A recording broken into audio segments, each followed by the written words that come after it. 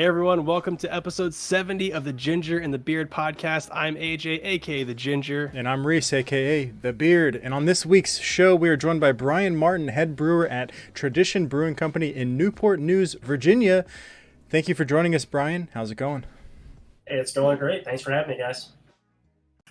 Absolutely, man. Thanks for joining us. I was super psyched when Michelle reached out with interest in being on the show. And we're looking forward to getting to know you a little bit and know a little bit more about Tradition Brewing. But first, I have a qualm to solve with you. I had your Ghost Pepper Lager last year. I remember you guys doing that. That was good. Yeah, we had it up for like a couple of different. We used to do like polls for all of our beers before we reviewed them or whatever, and nobody would pick the Ghost Pepper Lager. I was like, I did. I thought for sure. Every time. Reese kept picking it. I think I was like shocked that people didn't want to like light me up. So eventually, I just was like, you know what? I'm not letting this sit here any longer. Yeah, Reese was like, how long did that linger before it was gone? Oh man.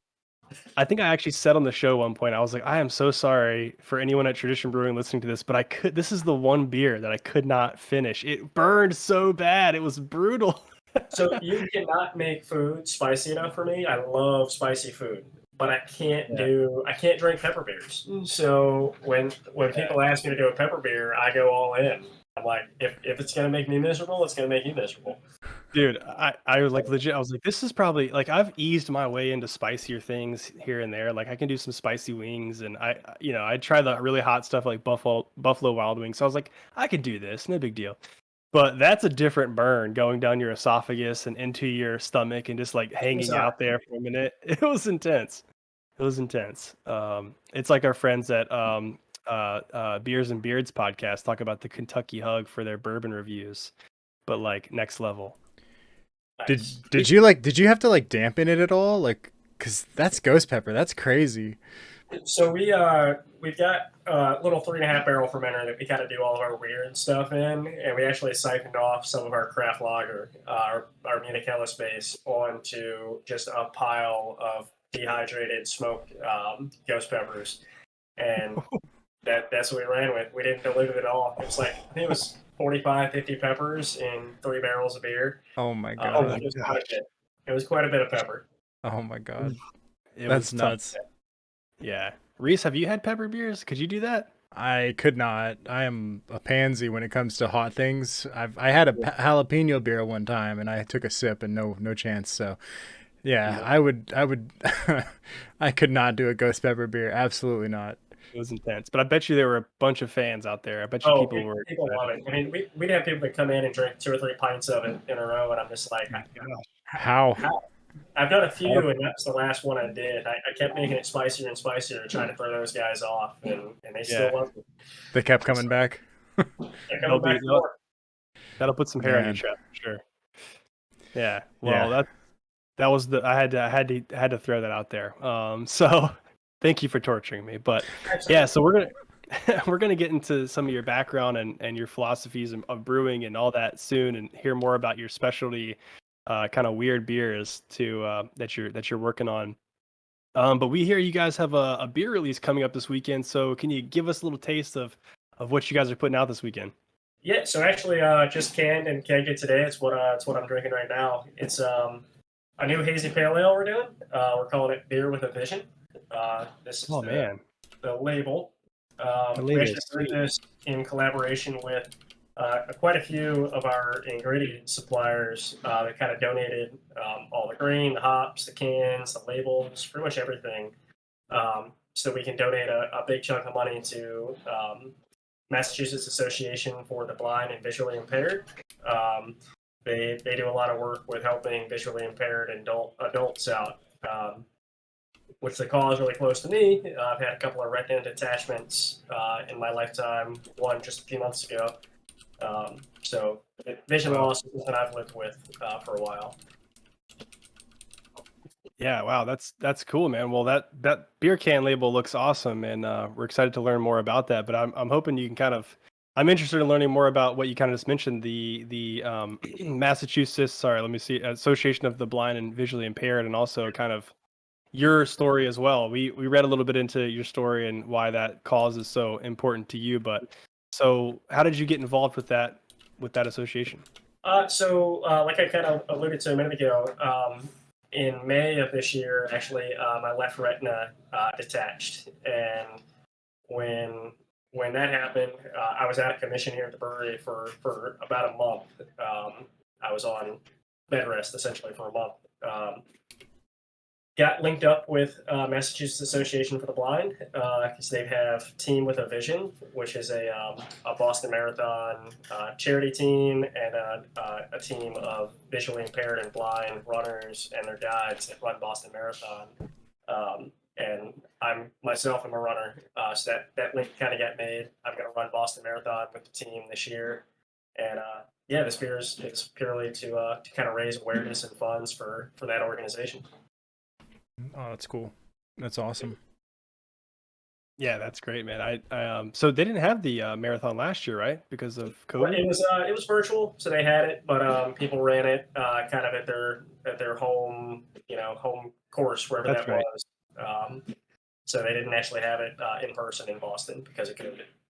So they will this year? Yep, it's going to be live in person on October 11th, Monday, October 11th of this year. It's right around the corner. Yep. A couple months, yeah. Yeah, dude, it's hard to believe that that's so soon already. I can't believe right? It feels like it's almost February. August. Yeah, this is mind blowing. Well, obviously the retina detachments, I've never experienced that before. I've been blessed with great vision my entire life. So what is that like to go through that? Well, it's not fun. It's pretty scary.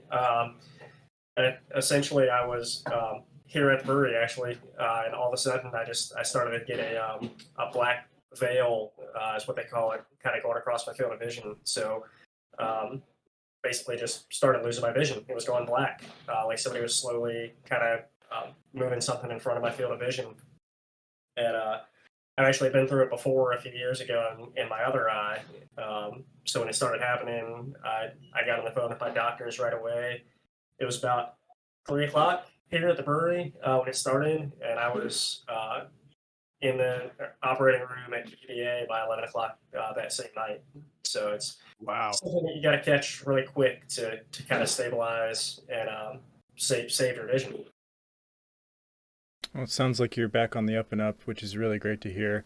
And it's great that, you're taking these steps to, contribute to that community and help other people out that, are going through what you've went through or, some other things.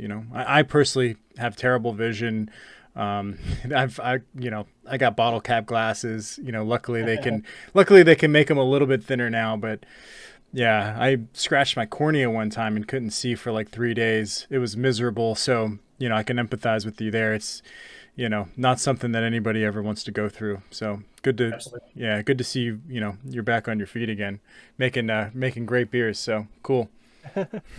It's as tough as it is to go from, I had 20/20 vision in that eye when it started, and now I'm at like 2200-ish in that eye overnight. So as much as that sucks, a lot of people go through the same thing or other things where their vision's gone overnight, and they have to live with that. There's no getting it back.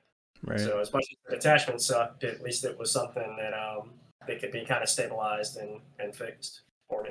Yeah, that's great. Wow. And so Team with a Vision, you said it was a team of runners who are also visually impaired. So do they have like, I guess clinically blind folks running the marathon? Yeah, so Team with a Vision is charity runners who are not visually impaired in any way that simply want to raise awareness and funds for the organization.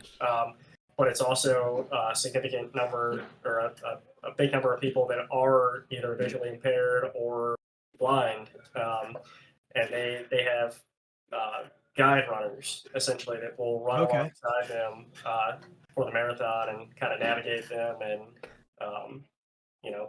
let them live their life despite that vision loss. So it's really kind of a cool organization and pretty cool to be a part of it.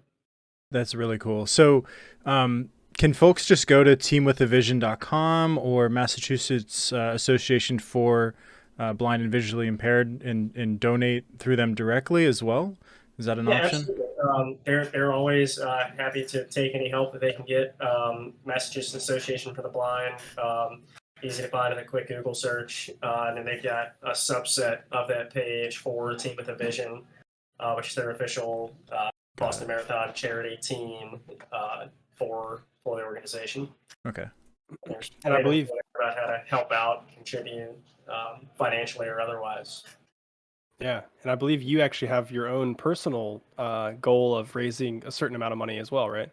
Yeah, my personal goal was to raise $10,000 between when I started raising money a while back, between then and Marathon Monday in October. So we're well on the way there, and yeah, hopefully we can hit that number by the marathon. How can folks contribute to So that? we set up a Give and Gain page. It's kind of like any of the other social giving platforms, and there's a link to that in the event page that we have on Facebook for the beer release for Beer with a Vision this Friday at Tradition.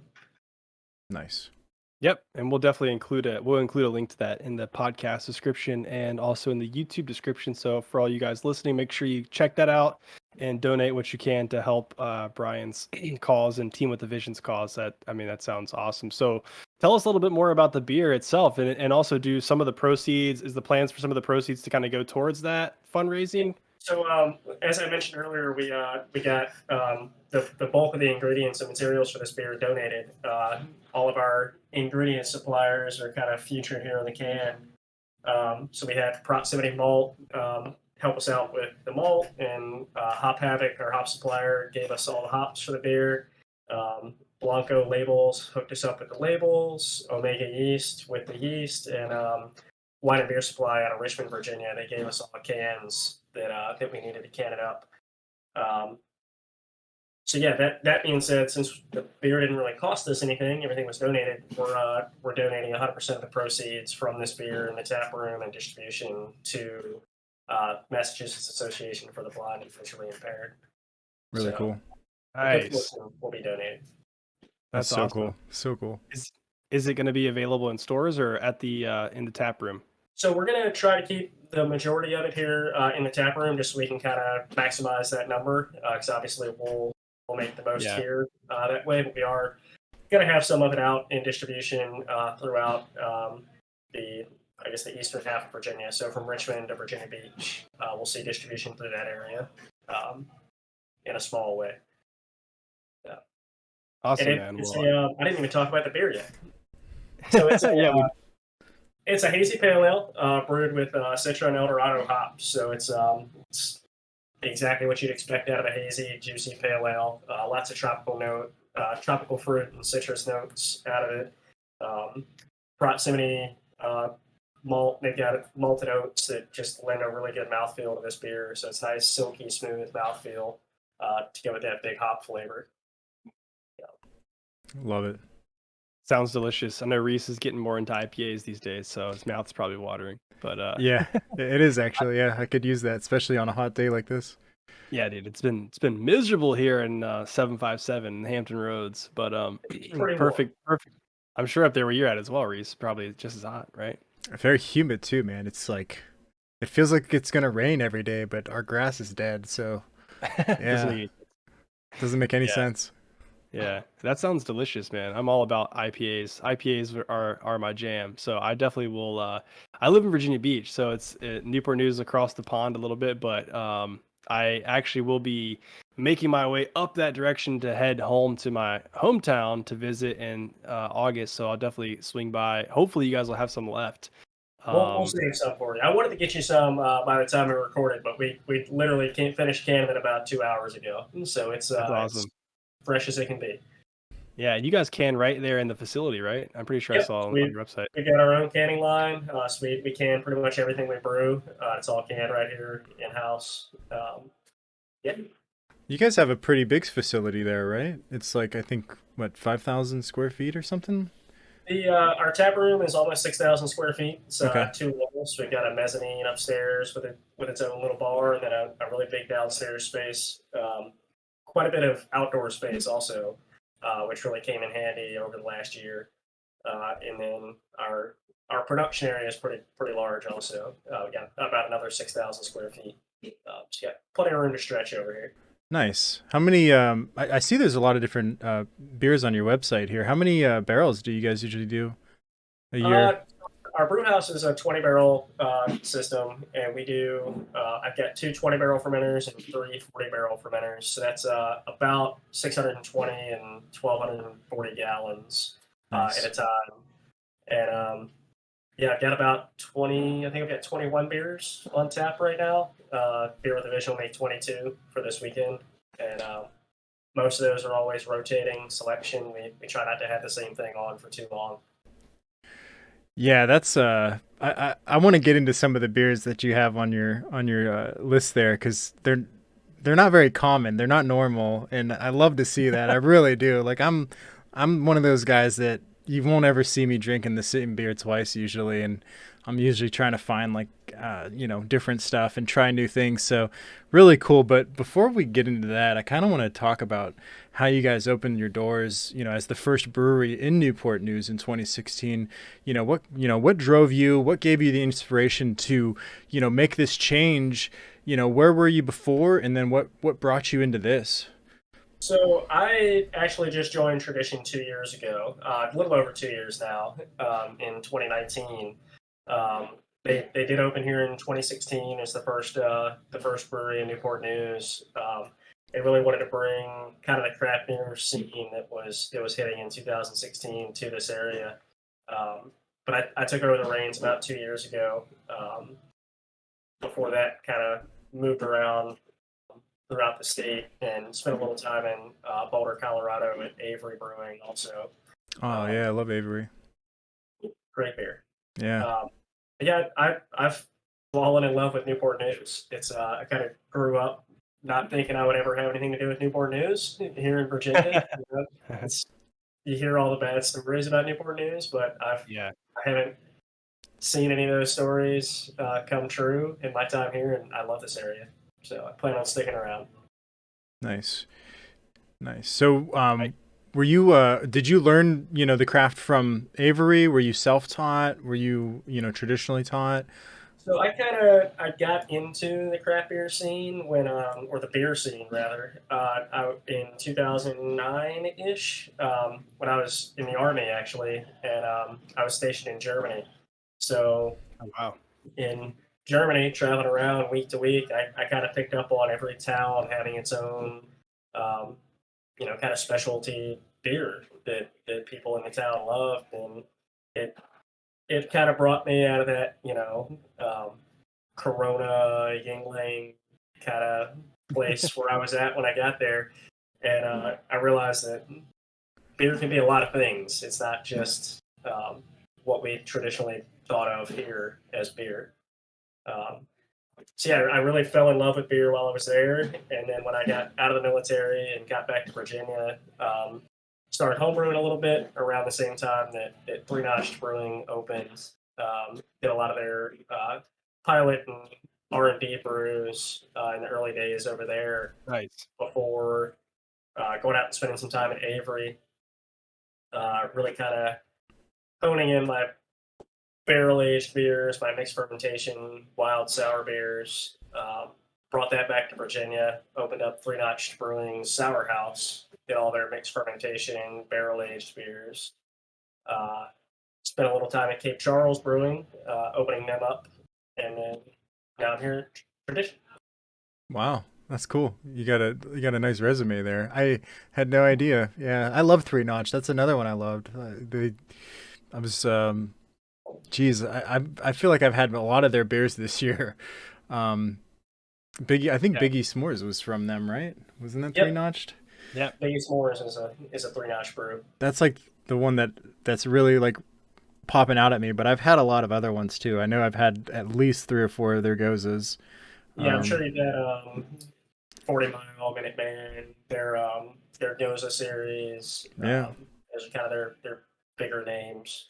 That's what kind of got me going on the gozas. I think like 1 or 2 years ago, I was drinking gozas from them, which are like they seemed like a little bit lighter, a lot more tolerable. Like they were very enjoyable.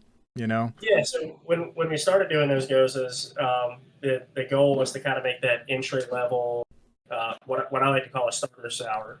Right. At the sour house, I was doing a lot of really aggressive, super sour beers, but you got to have that kind of training wheels beer for people to get into it. And Exactly. we're now brewing kind of that same beer here at Tradition.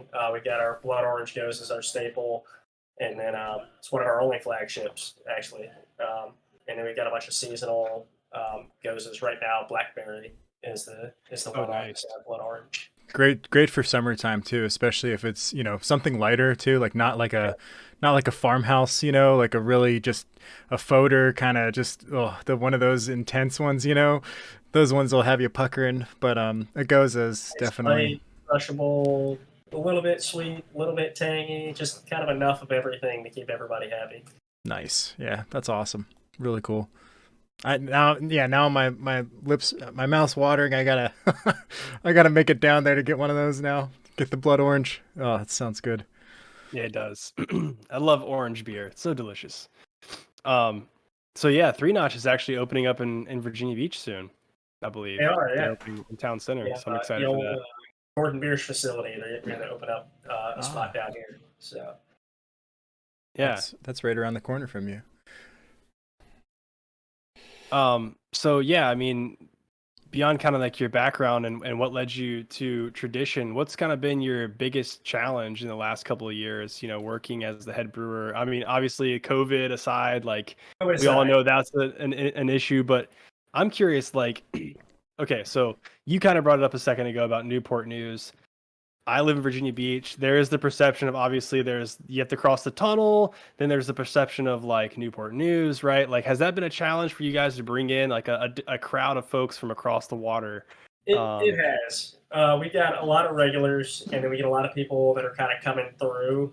We don't see a whole lot of people from Williamsburg or Virginia Beach actually coming to the tap room. It seems like if people in Virginia Beach, Norfolk area are coming across the water, they kind of skip Hampton Roads or Hampton and Newport News and go to Williamsburg and Richmond. Yeah. And then the Yeah. folks from Richmond and Williamsburg, if they're heading east, they kind of skip over us and go to Virginia Beach and Norfolk.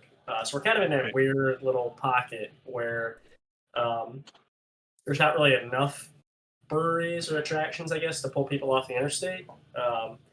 But Coastal Fermentary opening up a few months ago here in Newport News, Yeah. we've kind of seen a good little spike from that. That's helped us out a lot. So Yeah. I was gonna say, like, you can't sleep on Newport News and Hampton, because we've got Tradition, you've got St. George's, you've got Capstan, which we spoke to on the podcast, and now Ouzel Coastal. Finch and Ouzel Finch, yeah. Oh Yep. man, Ouzel Finch, yeah, super good. So Yeah. I definitely, Just right here, about a half mile around the corner from us, is putting out some great beer too. Most people haven't even heard it's not. So, oh yeah, yeah. yeah, they're like a little one barrels. They're all in house. They don't distribute or anything, but they're killing it also. What's their name? Twisted Knot. Twisted Knot. Okay. Yeah. So I definitely have to encourage the folks listening to take a pit stop when you cross the water. Usually when I cross the water, I'm usually heading like to our hometown, which is like Buena Vista or Lexington area, or up to see Reese, on occasion. I'm up in Leesburg, by the way, Northern Virginia. Just Loudoun County up here on my own. Yeah, definitely a lot of good breweries in your backyard also. So. Yeah. Tons.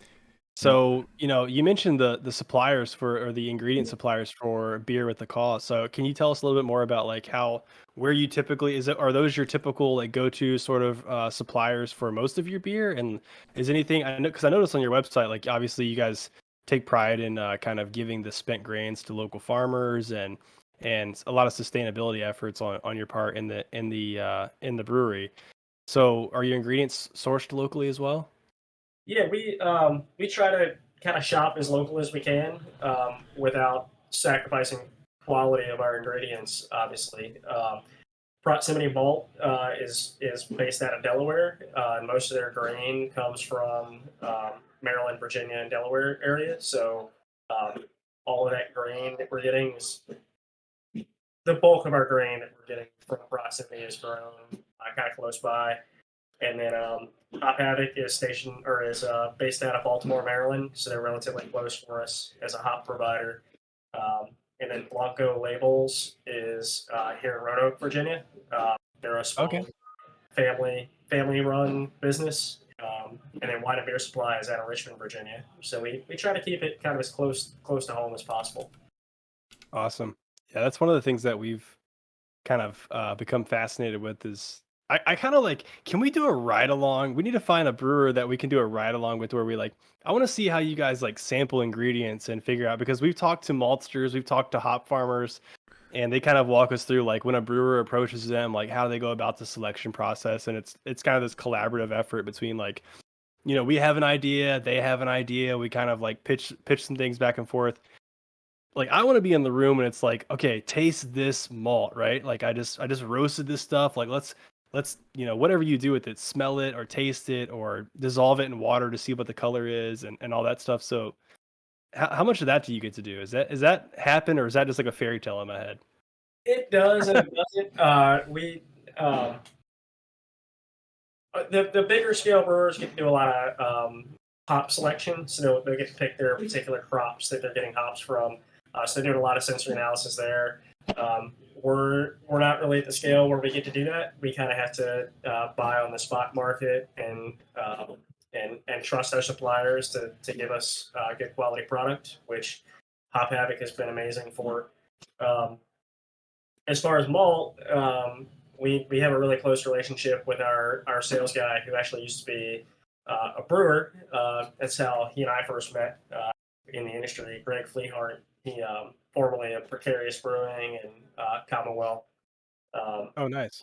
He's a great guy. I definitely respect him as a brewer. Actually, while I was out of commission with the post surgery, Greg actually came in and helped out in the brewery and canned a little bit of beer for us. So That's awesome. It's definitely a close knit community, and we have to rely on those partnerships that we have when we can't kind of be there for all that sensory analysis that happens in the labs. That's awesome.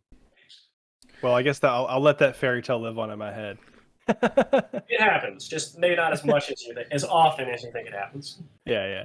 Yeah, the fun part's actually drinking the final product. We'll stick with that, right? That's really cool. So, just kind of going off of the the sustainability efforts, keeping with local companies and whatnot. Can you tell us a little bit more about like your philosophies behind that? Using the spent grains at local farms, recycling water, something along those lines. Kind of like your core values and whatnot behind that. We obviously strive to kind of leave as small of a footprint as we can. It obviously helps us out at the bottom line also. Getting things closer to us means we're paying less for shipping. It means we're helping out people in our backyard rather than buying from a big corporation somewhere across the country. And we've got a really close relationship with our farmer who we've been giving green to for over 2 years now. He's down in Suffolk, and he counts on us to feed his livestock. So he's cool. Making a living off of what otherwise we would have to pay to dispose of. So that's a really close relationship we've got with him as well.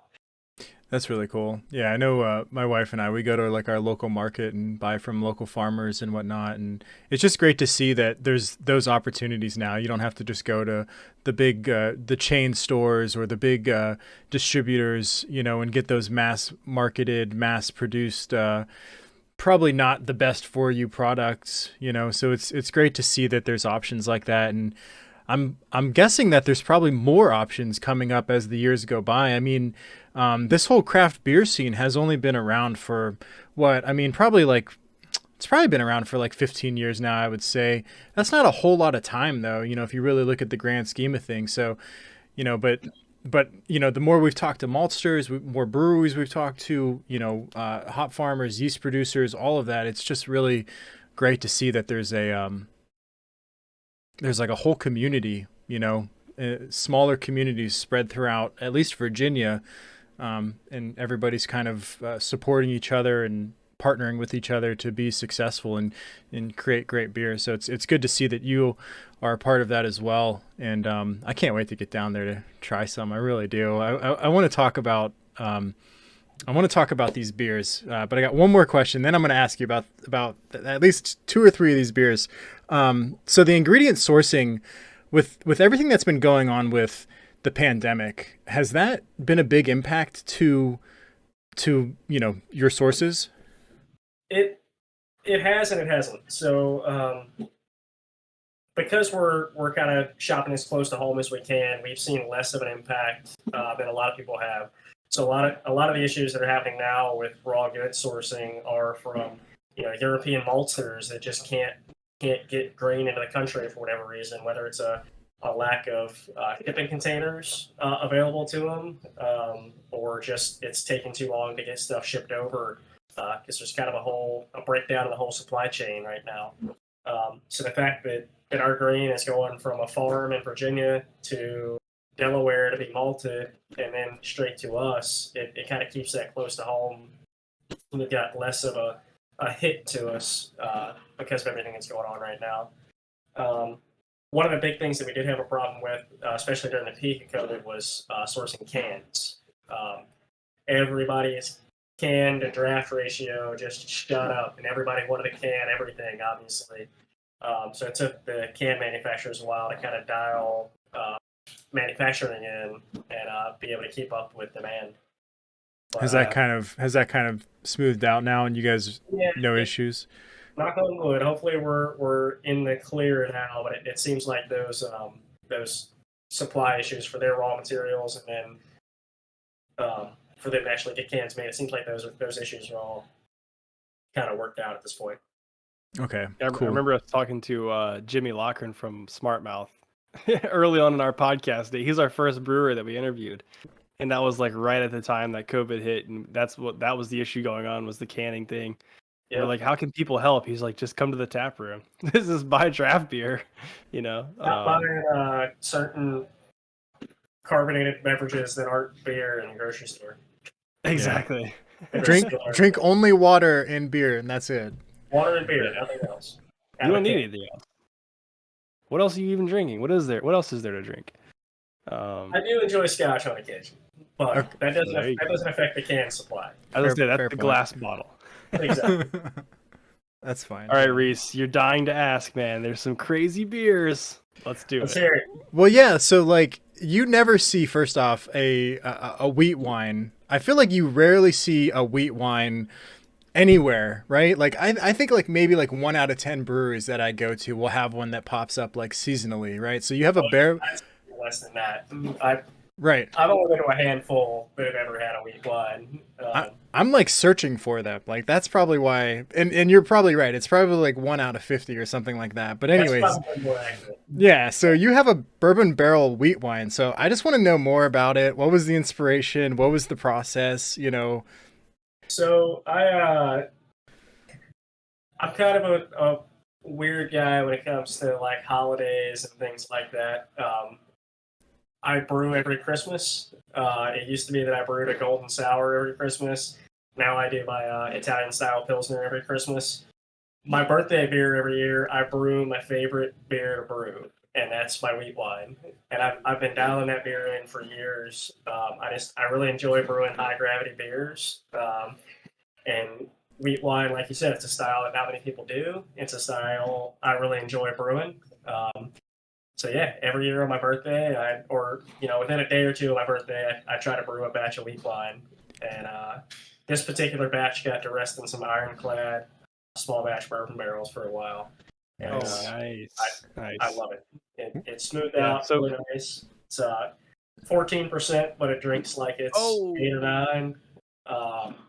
Hello. It's super complex, and it's an amazing beer. Oh man, yeah. So for those of us who are noobs in this world, can you explain what a wheat wine actually is? So I guess a lot of people have heard of a barley wine, which is really just the word wine throws a lot of people off. They're like they think that it's mixed with wine or whatever the case is, but it's really just a traditional style that was higher gravity, higher alcohol. the focus was really on the grain. So we kind of separate our beers into categories of hop forward, yeast forward, and malt forward. And those barley wines, wheat wines, rye wines are very malt forward, high gravity beers. And the wheat wine is one of those beers with just a really high percentage of wheat in the grain bill instead of your traditional barley that would be in a barley wine. Yeah. Usually darker, not quite as dark as a porter, right? But darker than like a brown ale. And I think usually they're sweeter with like a little bit of hops on them, a little bitterness.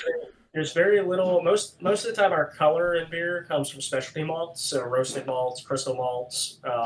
There's very little of those malts in my wheat wine, but it's still a really dark amber color, and that comes from a very long boil time. So while you're boiling for 4 or 5 hours to increase the gravity of that beer, you're also caramelizing some of the sugars that are in the beer. So you're almost cooking the sugars and creating that color out of just regular old wheat. Wow.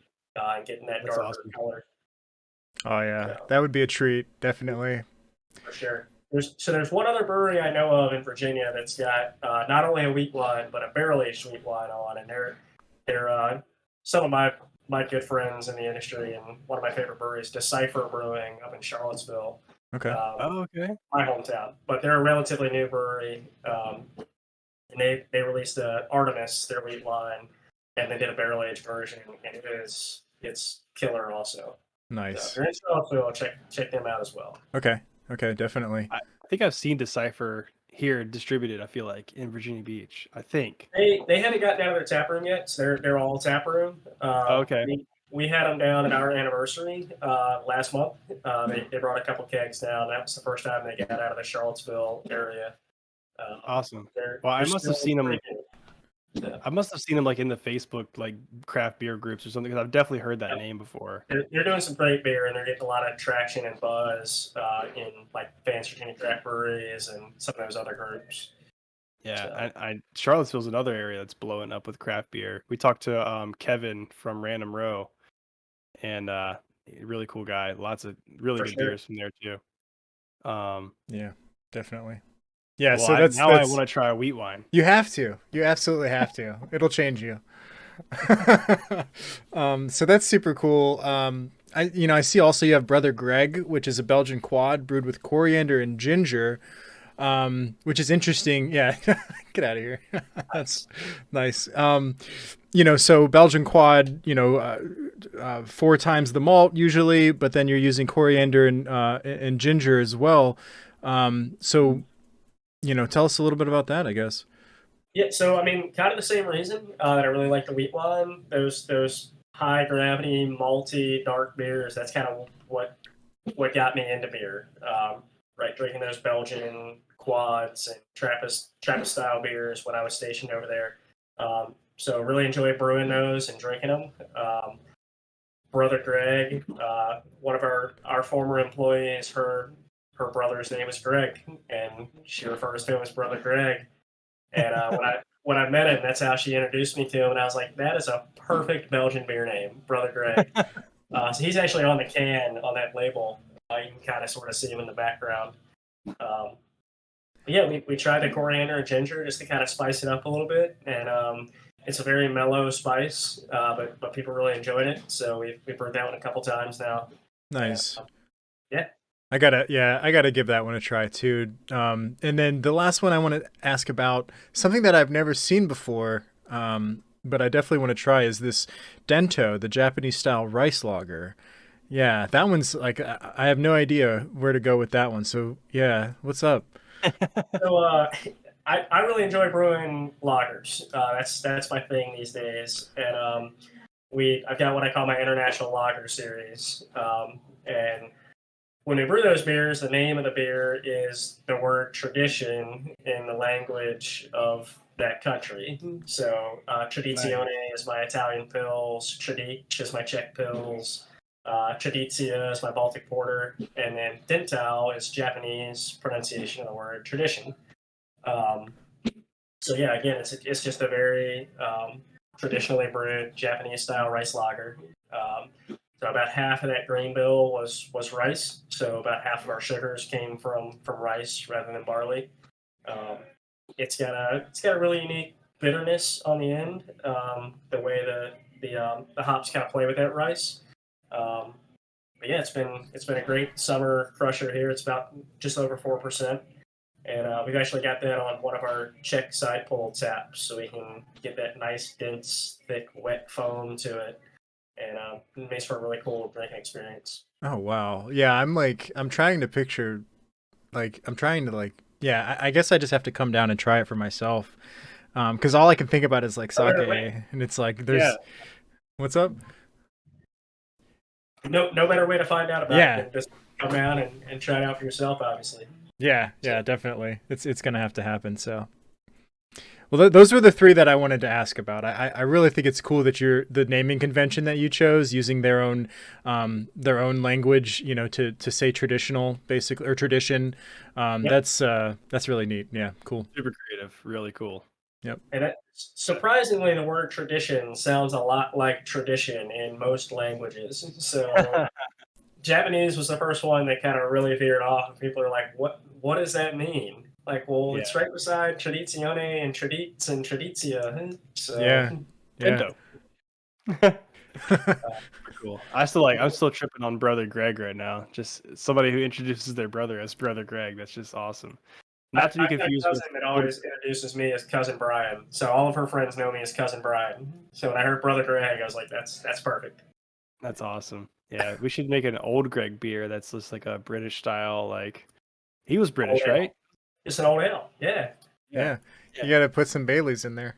Some Baileys. Jeez. Oh gosh. So good. Wow. Kids, ask your parents. Yeah. Well, this has been great, man. I think, my mouth is watering. I feel like Reese's mouth is watering. I'm still a little bit traumatized by the ghost pepper lager, but I think I can forgive you and come back to support. I mean, man, I'm excited to come. I think I'm looking forward to making the trip over there and trying some stuff out. And I know Reese, you're stoked. You're all about these malt forward beers, man. So I am. Yeah. This is definitely right up your alley.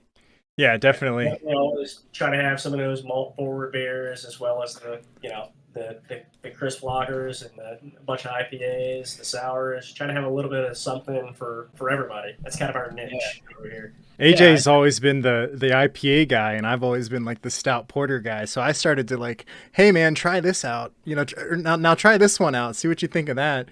And then he started having me go with the IPAs, and I think we've kind of both got a taste, a well-rounded taste now, it seems like. Yeah, exactly. I like trying everything. Yeah. Actually, I think the last interview we did was with Jeff from Murphy and Rude Malting, and we asked him like, "Hey, what beer would you what style of beer would you recommend for somebody who wants to like, hey, I want to intentionally taste a beer that's super malt forward, so I can like appreciate the malt flavor." But those two that Reese asked about would definitely do the trick. It sounds like. So Jeff actually at Murphy and Root, they're as you know up in Charlottesville, and they're actually in the same park as Decipher is. So that might be where you heard about Decipher. Also, he may have mentioned it because they work together a lot. So we had a lot of fun talking about it. Also. Wait, does he doesn't share the building with them though, right? He shares it with somebody else, I think, or is it them? It's them. I think it is them. Okay, so that's who it was.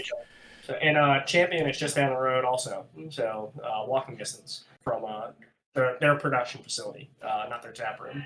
But gotcha. Yeah, I'm going to move to Charlottesville now. Just kidding. There's so many good beer. That's the cool thing, man. There's like good beer everywhere. There's so much good beer everywhere. It's amazing.